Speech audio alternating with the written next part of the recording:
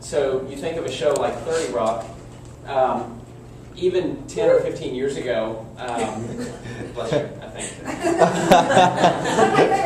Oh, got it. There's 4 of them as a sneeze. Anyway.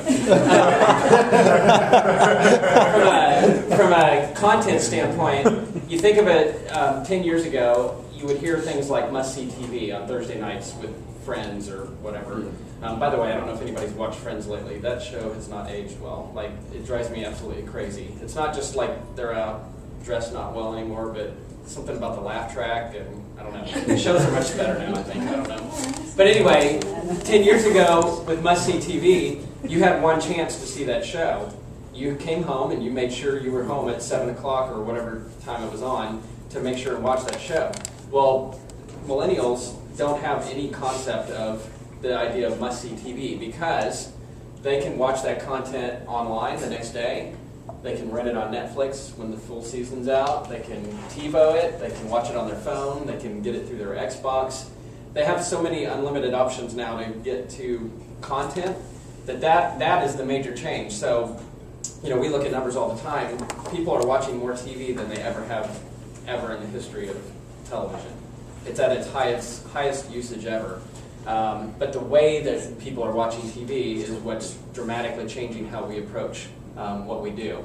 So I'm going to kind of give you some examples of just things that we're having to already start looking at from a consumer standpoint. And just as an example, just a few weeks ago, we're now starting to see 3D TV creep into the consumers' homes. And ESPN is one of 2 channels that's actually creating a full-fledged 3D TV channel that will have 3D content only. And you're seeing advertisers like Gillette jump in right away and creating 3D ads. That's something, even a year ago, that sounded silly, and now it's actually happening.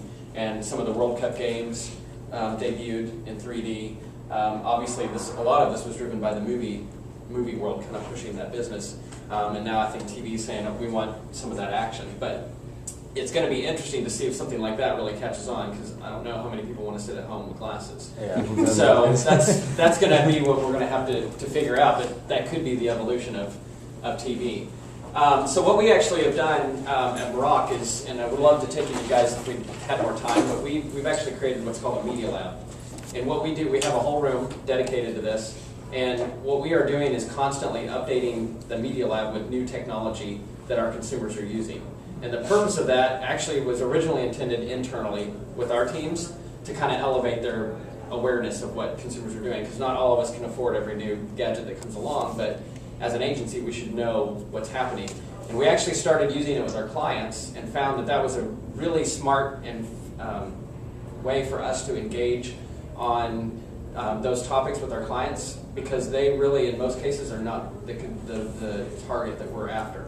From a McDonald's standpoint, most of the people who we work with on a client basis with McDonald's are in their 50s and 60s. They're baby boomers, and the way they use media is quite a bit different from their core McDonald's audience of a 20-year-old who uses media completely different. So we had to kind of jolt their system a little bit and say, you know what? People don't just come home, and it's actually interesting. One of the studies we saw, baby boomers watch more TV than anybody. And most of their TV viewing is done prime time and late night, late French. So basically what happens is they come home and they park it on the couch.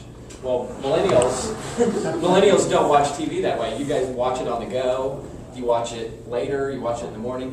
So it's a very different environment. So that was really what we did. And what we kind of have done is broke it down into talking about how our consumers use media at home, at go, at work, and at play. So that's kind of the way we talk about reaching our consumers throughout the day with media. So just going to show you a couple of examples of things we're thinking about, and even some things that we've kind of executed from a media standpoint. For example, last year, for the first time ever, we started taking our 30-second spots, and instead of just buying TV programs, we started buying programs on Hulu as part of that TV buy from a McDonald's standpoint. So McCafe was a product that we launched in a lot of our markets last year. Instead of just buying, ABC and NBC and CBS, Hulu is now a channel for us to actually buy ads in that consumer's environment. And we love that from an engagement standpoint. because they're watching a lot less commercials in this environment, so they're much more apt to actually remember our brand. Because if you think about watching a normal half-hour show, you're probably going to see 10 to 12 ads. In this environment, you're going to see 2 to 3. And so you have a much bigger chance of actually remembering that brand once that show is over. So that's one example. And now what you're seeing with Hulu, recent news in the last couple of weeks is Hulu is going to show up on Xbox. So if you have Xbox Live, you're going to be able to start watching Hulu through there. And also probably the next platform obviously is going to be your iPad will be an opportunity if you have one to be able to start watching Hulu through there. So it's starting to creep into more than just your computer.